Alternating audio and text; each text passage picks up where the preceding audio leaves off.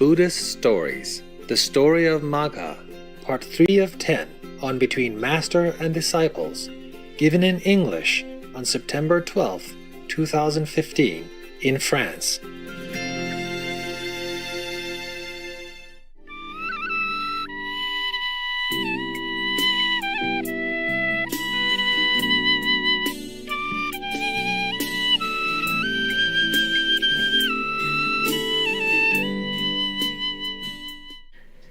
We are going back to India again. The prince then thought to himself, after being pushed around like that, he was thinking to himself, all these men appear to be pleased. When they took his place, of course, no? After he cleaned it already and make it comfortable, they came and just took it. Of course they're pleased. Since this work of mine conduces to the happiness of men, it must be a meritorious work. He was proud of himself. I wasn't proud on that train. I was thinking, my God, where are they pushing me? Okay. Did not have time to be proud and thinking. Okay. So on the following day, he took a spade and clear a big empty space as big as a threshing floor, probably a football field, something like that, okay? A threshing floor is a place where they clear very big so that people can thresh their cereals, yeah? And then it will spill all over, and different places, different people came in different area to thrash their cereal, yeah? Rice and stuff like that. So it's probably a very big one. Whereupon all the men came and stood there. Yeah. And then in cold weather, he even built a fire to warm them so that the place became a favorite resort to all. Then he thought to himself again, it behooves me to take upon myself the task of making the road smooth and even. So early in the morning, he started out to make the road smooth and even, cutting down and removing all the branches of trees that needed to be removed. Thus he did spend his time. I wonder, why is he a prince? Doesn't he have any, assistant or horse to carry out work for him? Probably in the old time, huh? Old time prince, huh? Yeah. In Africa, I met some princes. They don't look like princes. They're working like you and I. And some princes, stamped from Africa, different tribes. Yeah.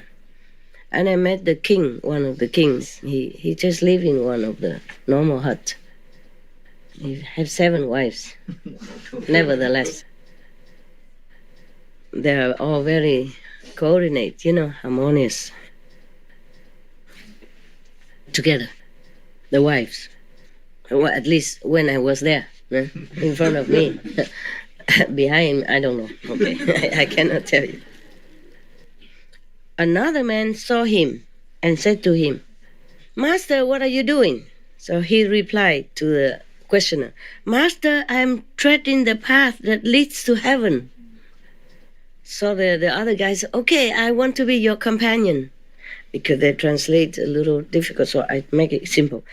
Be my companion, master. They call each other master, politely. Yeah. Maybe sir nowadays. Call each other sir. Be my companion, master. Heaven is a pleasant place for many. He was thinking that making meritorious deeds, he will go to heaven. That's why he say he's walking the path toward heaven. Yeah. Seeing the two, a third man asked the same question, received the same answer, and joined them the same way, and then a fourth, then a fifth, until finally there were 33. Now we know why. Yeah. All these men worked together with spades and axes and made the road smooth and even for a distance of 1 and 2 leagues. I don't know how, maybe 2 miles or something. Huh? 2 leagues, how much is that? Is it such a thing at this time? No. Old time, huh? Okay. Just say 1 or 2 thousand miles. The village headman saw them and thought to himself, these men are all following the wrong occupation. Yeah, he worried about tax, tax paying, you know. If they keep digging like that, they don't pay tax, no? Right? If they would only fetch fish and flesh from the forest, or indulge in strong drink, or do something else of the sort, I should make something by it. Yeah, I knew it. You see what I mean? Meaning these men are useless, paying no tax. So he sent for them and asked them, what is it that you are doing? We are treading the path to heaven, master. That is no proper occupation for men. Living the lives of laymen. What you should do is to bring fish and flesh from the forest, indulge in some strong drink. I mean, alcoholic stuff. And enjoy a generally good time. But they refused to follow his suggestion, and the more he urged them, the more firmly they refused to do as he suggested. Finally, the village headman became angry. I will destroy them, he said. So he went to the king and said to the king, Your Majesty, I see a band of thieves going about committing depredations. The king replied, Go and catch them and bring them before me. Oh, poor king. No? This is a problem when people give wrong information. What to do? So the village headman arrested the 33 youths and took them before the king without instituting an inquiry into their conduct. The king gave them the following order. Cause them to be trampled to death by an elephant. Just because he's a headman of a village, so the king believed him instead of believing the young people. Because it's, prejudice, no? There's probably people always think, okay, young people, they're always up to no good, you know? Many of them now going stealing or doing something bad. Just like in some countries, people always have an impression that the black youth are, up to no good. The dark-skinned young people are bad, or even old or middle-aged black men are no good. If some police report them as no good, then somebody believes that he's no good, definitely no good. And therefore, a lot of sad incidents happen because of the color, because of the age, because of prejudice of humans. Just like that. Thereupon, Magha admonished his companions as follows. Friends, we have no refuge but love. Therefore, let your hearts be tranquil. Cherish anger towards no one. Let your hearts be full of love for the king and the village headman and the elephant that tramples you under his feet. The 33 youths followed the admonition of their leader. Such was the power of their love that the elephant dare not approach them. When the king heard of this, he said, If the elephant sees so many men, he will not venture to trample them under his feet. Maybe he's scared of the crowd, yeah? So have the men covered with heavy matting and then order the elephant to trample them. So they don't see many men, so maybe he dares to do it. So the village headman had the men covered with heavy matting and drove the elephant forward to trample them. But when the elephant was yet a long way off, he turned around and went back again. When the king heard that what had happened, he thought to himself, there must be some reason for this. So he caused the 33 youths to be brought before him and asked them, Friends, is there anything which you have failed to receive at my hands? They replied, Your Majesty, what do you mean? The king said, I am informed that you are a band of thieves and that you rove around the forest committing depredations. So, Your Majesty, who said that? Friends, the village headman so informed me. Your Majesty, it is not true that we are thieves. The fact is, we are clearing a path to heaven for ourselves, and we do this and that. The village headman tried to persuade us to adopt an evil mode of life, and when we refused to follow his suggestions, he became angry at us and determined to destroy us. Yeah, it's not easy to do good things in this world, huh? It's not all that. Everybody praises goodness and holiness and, how you say, wholesomeness and even charity work, but it's not always easy to do.